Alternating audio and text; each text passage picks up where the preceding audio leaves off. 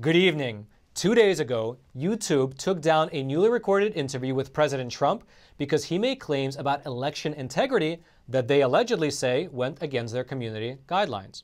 Meanwhile, over in Massachusetts, an employee with Smith College, which is an elite all-girls school, published an open letter where she exposed the school's racism towards white people. Now, over in South Carolina, the newly passed Heartbeat bill has just been successfully challenged by Planned Parenthood, at least in the short term. A judge in South Carolina ruled that abortions can continue, at least temporarily, as the case is moving its way up to the Supreme Court. Now, over in Montana, lawmakers there are working to get Antifa designated as a domestic terror organization. However, they are facing challenges because certain people in our own government, including the FBI Director Christopher Wray, they say that Antifa is more of an ideology rather than a concrete group. And lastly, this unbelievable footage from Colorado shows an airplane's engine failing, bursting into flames, and breaking apart, with debris falling from the sky into residential neighborhoods. Let's go through these stories together. This is your daily Facts Matter update, and I'm your host, Roman from the Epoch Times. Now let's start today's discussion by talking about Montana. Right now, lawmakers in Montana are discussing a new bill that would classify Antifa as a domestic terror organization. Now, for your reference, if you don't know, Antifa is an anarcho-communist group which was first established by the Soviet Union back in the 1920s in order to establish communism in Germany. And right now, they have networks throughout America. And over the past few years, both Antifa, as well as different groups that are ideologically aligned with them, have conducted violent street protests and riots in a number of cities across the country. I'm sure you've seen some of their handiwork yourself if you've been watching the news. And now, with this new bill in Montana, they will be officially designated as a domestic terror organization, at least within the borders of Montana.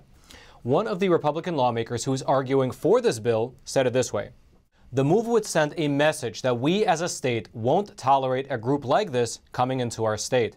Now, one of the difficulties of getting this bill passed is that some government officials, including even the FBI Director Christopher Wray, have said that Antifa is more of an ideology rather than a concrete group. However, we recently sat down with Andy Ngo. He is an independent journalist who has been chronicling Antifa activities throughout the country over the last several years, and he told us that Antifa is more than an idea and is also a movement that appears to be organized. For instance, he described how they have chapters, they have recruitment drives, they have indoctrination materials, they have online group chats, and they have a vast nationwide network. Furthermore, in terms of their actual goals, Andy Ngo said that Antifa's ultimate agenda is to abolish nation-states throughout the entire world and to create anarchist, communist communes. He said it this way: "They believe that they can actually organize society without a government," adding that adherents often believe that nobody should own private property. Now, in so saying, according to Andy Ngo, most Antifa adherents view the United States itself as being a fascist state that must be dismantled. And along that line, they have been staging violent protests and recruiting new members throughout the entire country over the last several years. If you'd like to watch the full interview with Andy Ngo yourself, or if you'd like to read more about this bill over in Montana, those links will be in the description box below this video for you to check out. And by the way, that's the description box that's right below that like button that I hope you take a minute to smash. As you already know, videos that are like this, talking honestly about what is happening in this world right now, are routinely censored or throttled, meaning their reach is reduced, by big tech giants like YouTube. However, when you smash that like button that's below this video, you are forcing the YouTube algorithm to share this video out to potentially thousands of more people, letting the truth be known far and wide. And now let's talk about South Carolina. 4 days ago, the South Carolina governor signed the Heartbeat bill into law. That bill bans the abortions within South Carolina after a heartbeat has been detected in the unborn baby. Here's how the governor described it in a statement. "Today, we made history. The Heartbeat bill is now the law of South Carolina, and we will defend it with everything in us because there is nothing more important than protecting the sanctity of life." However, as soon as that bill was passed, Planned Parenthood, they sued the state of South Carolina, arguing that lawmakers were trying to prevent patients from exercising their constitutional right to abortion. Their lawsuit alleged that if the judge did not block the law from going into effect, patients in that state would suffer imminent harm. And the judge agreed, at least in the short term. She granted a temporary restraining order which blocks this new law from going into effect. That judge, by the way, is Mary Geiger Lewis, and she was appointed by Barack Obama. In her statement, she said that she believes that the plaintiff, meaning Planned Parenthood and the different clinics that they were representing, has a substantial likelihood of winning the case on the merits of their claim that the act violates the substantive due process rights as guaranteed by the U.S. Constitution's 14th Amendment. The Supreme Court has held that a state may not prohibit any woman from making the ultimate decision to terminate her pregnancy before viability. And let's pause here for a moment. When she says viability, just for your reference, that term means the point where the baby could survive on its own outside of the mother.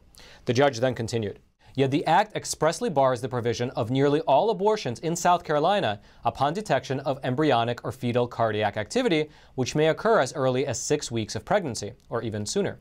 Because the act bans abortion months before any fetus could be viable, plaintiffs are likely to succeed on their claim that the act is unconstitutional." Now, we here at the Epoch Times, we asked the South Carolina Attorney General for his take on the matter, and here's what he told us in an email.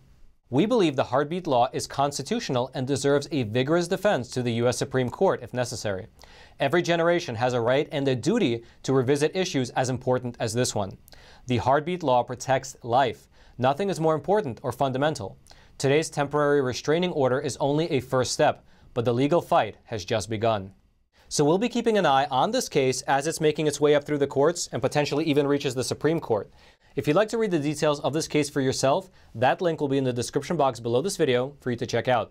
And now, before we move on to the topic of censorship, I'd like to take a quick moment to introduce our sponsor for today's episode, and I'll do so from the sound room. The sponsor for today's episode is AMAC, which stands for the Association of Mature American Citizens. Now, I do consider myself a mature American citizen. However, I'm about 20 years too young to join AMAC. However, if you or somebody else in your family is 50 years old or over, I would consider joining them because there are three main benefits to joining AMAC. The first one is the money-saving benefit. Basically, if you're a member, they give you a ton of perks to restaurants from across the country, to retail shops, on insurance plans, on vitamins. It's a pretty long list. Actually, it'll be in the link in the description box below this video. You can check out the full list. It's pretty long. The second benefit is that they have an awesome magazine that they send to your door. And even though I'm not a member, I have read their magazine, and it's really good. It's filled with a lot of thought-provoking articles. And then the third benefit, which a lot of people cite as their favorite benefit, is that they actually fight for conservative values on Capitol Hill. Basically, they're fighting against what they're calling a socialist storm that is brewing in America. I mean, they're basically the conservative alternative to the AARP, and you should consider joining. I mean, it's only about $16 every year, but you get a ton of benefits. So you can click on the link in the description box below this video, or you can go to amac.us/factsmatter. Again, that's amac.us/factsmatter and check them out. AMAC, thank you so much for sponsoring this episode. And now, Roman in the studio, back to you. And now let's talk about YouTube, specifically about YouTube censorship. 2 days ago, the YouTube platform took down a newly recorded interview with President Trump. That interview, by the way, was with Newsmax, and their spokesperson told us that their interview with President Trump was removed because it violated YouTube's community guidelines. So we reached out to YouTube and asked what was that all about, and here's what they told us via email. "We have clear community guidelines that govern what videos may stay on YouTube, and we enforce our community guidelines consistently, regardless of speaker and without regard to political viewpoints. In accordance with our presidential election integrity policy, we removed this video from the Newsmax TV channel." Now, what does that actually mean? Well, as of late last year, Google, which owns YouTube, announced a new policy which says that they would remove content that misleads people by alleging that widespread fraud or errors changed the outcome of the 2020 U.S. presidential election. Because nothing says that the election was safe and secure more than the fact that you're not even allowed to talk about it. Now, in that Newsmax interview, which has now been deleted, President Trump alleged, among a few other things, that he actually won the 2020 election. And although the interview has been deleted, Newsmax later posted a new video of their host, a man by the name of Greg Kelly, summarizing and playing portions of the Trump interview. And now, by the way, this is a very interesting development, particularly because later this week is CPAC, which stands for the Conservative Political Action Conference, and every year it's pretty much the most important conference for conservatives in America. And it has now been officially confirmed that President Trump will be making a speech at this year's CPAC. It'll actually be his first public speech since leaving the White House. In fact, their communications director confirmed to us, to the Epoch Times, that he will be a keynote speaker on Sunday, which is February the 28th. Now, President Trump has been a frequent speaker at CPAC even before he took office. Last year, he issued a dire warning to Americans about socialism during his speech at the 2020 CPAC. Here's what he said. Far-left radicals have become increasingly desperate and increasingly dangerous in their quest to transform America into a country you would not recognize, a country in which they control every aspect of American life, just as socialist and communist movements have done all over the world. They are cracking down on all dissent and demanding absolute conformity. They want total control. Now, in terms of what President Trump will likely be discussing at this year's event, one Trump senior advisor said that he will likely be talking about the future of the Republican Party, as well as the lessons that were learned in the 2020 election campaign. And it's this second point which might make it difficult for you to be able to watch the speech on YouTube, because if the president veers into the subject of election fraud, the entire video might be taken down, just like that Newsmax interview. Now, regardless, our team will be down at CPAC speaking with the attendees and interviewing the speakers, so I hope you check out our coverage of the event later this week. If you'd like to know more about this interview with Newsmax that was removed by YouTube, or if you would like a bit of a preview of this year's CPAC, those links will be in the description box below this video for you to check out. And now let's talk about Colorado. Imagine for a moment that you are sitting in an airplane.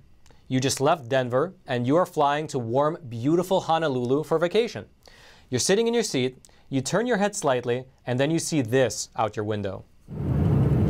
That unbelievable video footage was the real sight aboard a Boeing 777-200 on Saturday a few days ago, which had 231 passengers and 10 crew members on board. The plane suffered a catastrophic engine failure in its right wing engine, and flames, as you saw, were coming out of it, and the plane was losing altitude. On the ground, take a look at these photos. People were finding plane debris falling out of the sky and landing on their properties and on parks basically everywhere.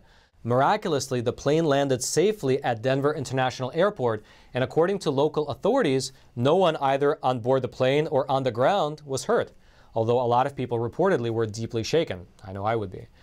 Now, the National Transportation Safety Board is investigating the incident right now, and authorities have not released any details about what may have caused the engine failure. However, yesterday, the Federal Aviation Administration, or the FAA, said that it's issuing an emergency directive requiring immediate inspections of all similar planes, similar to the Boeing 777 in this video.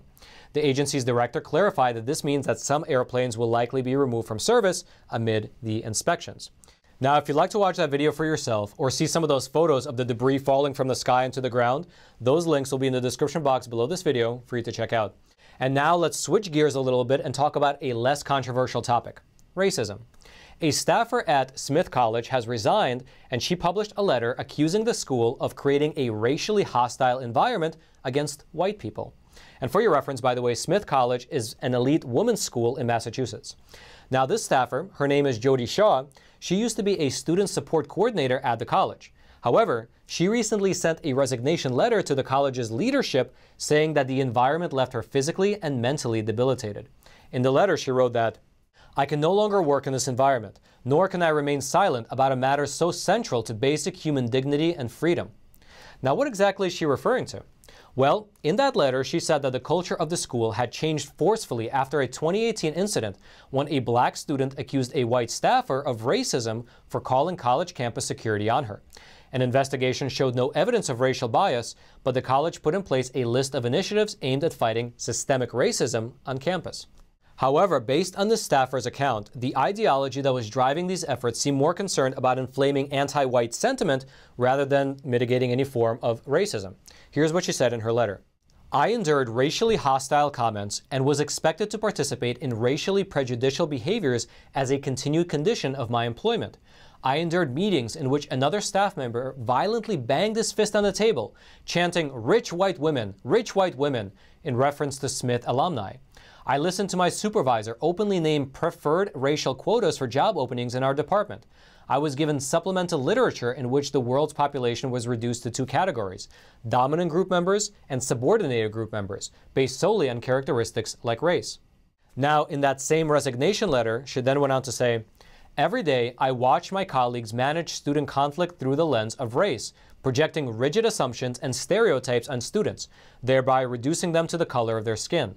I am asked to do the same, as well as to support a curriculum for students that teaches them to project those same stereotypes and assumptions onto themselves and others. I believe such a curriculum is dehumanizing, prevents authentic connection, and undermines the moral agency of young people who are just beginning to find their way in the world. Now, what's interesting to note here is that she said that other staffers at the college were also deeply troubled by these developments, but were too terrified to speak out about them. This staffer also said that last month she attended a mandatory staff retreat focused on racial issues. She said that at this retreat, she was not comfortable answering personal questions from the facilitator about race and racial identity. However, this is what she wrote happened. Later, the facilitators told everyone present that a white person's discomfort at discussing their race is a symptom of white fragility. They said that the white person may seem like they are in distress, but that it is actually a power play. In other words, because I am white, my genuine discomfort was framed as an act of aggression. I was shamed and humiliated in front of all my colleagues. This staffer then filled out a workplace complaint, but she felt that it wasn't taken seriously enough on account of her race. She wrote that, I was told that the civil rights law protections were not created to help people like me. She then said that she was stripped of her duties, which she suspected was a retaliation for filing her complaint. Now, by the way, this is not an isolated incident, as more and more of these cases are coming up across the country. For instance, a public school in New York City is asking parents to reflect on their whiteness, and they passed out literature that extols white traitors who dismantle institutions. As you can see, the literature came complete with this nice graph, which tracks the 8 white identities, starting from white supremacist all the way to white traitor and white abolitionist. And it's not just in schools either. Just a few days ago, a self-described whistleblower inside of Coca-Cola released images of slides which were allegedly part of the employees' online training. These are the images from the Coca-Cola whistleblower. One says, understanding what it means to be white, challenging what it means to be racist. Another slide reads, to be less white is to be less oppressive, be less arrogant, be less certain, be less defensive, be less ignorant, be more humble, listen, believe, break with apathy, break with white solidarity. And this is my favorite slide. It just says, try to be less white. Now, to be fair and give you both sides of the story, Coca-Cola did release a public statement about these slides. Here is their statement for your reference. The video circulating on social media from a publicly available LinkedIn Learning series is not a focus of our company's curriculum.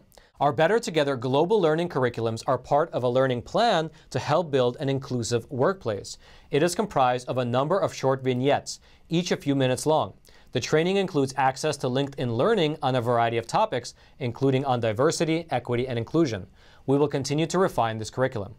If you would like to read more about what happened over at Smith College, if you would like to read the full letter, the full resignation letter from the staffer who quit, or if you would like to read more about critical race theory, which is the quasi-Marxist ideology behind all of this, well, those links will be in the description box below this video for you to check out. And now lastly, as we already mentioned in a previous episode, YouTube made the unilateral decision to demonetize our channel, to demonetize Facts Matter. In fact, on the very same day that Joe Biden was sworn into office, YouTube stopped our ability to monetize our content. We can now no longer run any ads before, during, or after our program, and the Super Chat feature has just been disabled.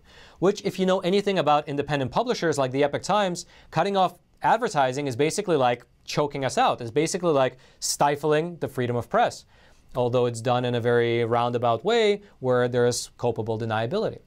However, if you would like to support honest, independent journalism, if you would like to support our deep investigations, then I will throw a link into the description box below this video to a page where you can subscribe to the Epoch Times, and I hope that you do. It's only a few dollars every month. However, when you subscribe, you'll have access to all of our content, all of our deep investigations, all of our reporting, as well. If anything ever happens here on YouTube, you will have continued access to all of our video content, such as Facts Matter, Crossroads, American Thought Leaders, and all the rest. Again, that link will be in the description box below this video. I hope you take a moment and subscribe, and join us on this journey of exploring truth and tradition through honest journalism.